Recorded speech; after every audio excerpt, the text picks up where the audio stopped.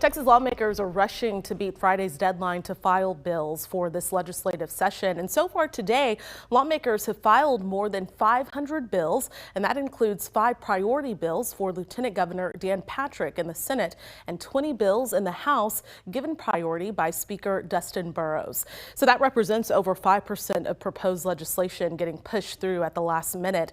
Our Capitol Bureau reporter Adam Schwager explains from the Capitol. Proud to join author of this bill. Texas only allows bills to be filed for the first 60 days of the legislative session, which only takes place every other year.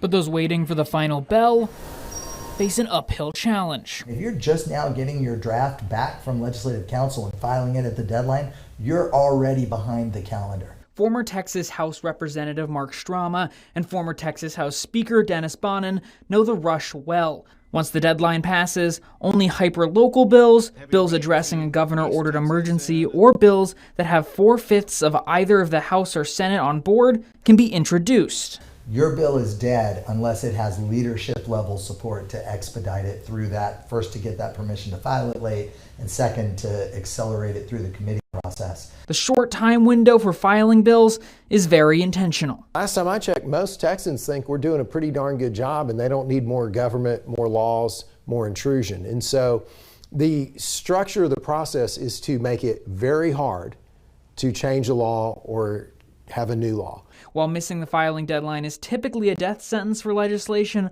a lawmaker could always add hefty amendments to bills that did meet the deadline. Some very crafty legislators over the years have passed almost entire legislative packages as amendments on other bills. In Austin, I'm Adam Schwager.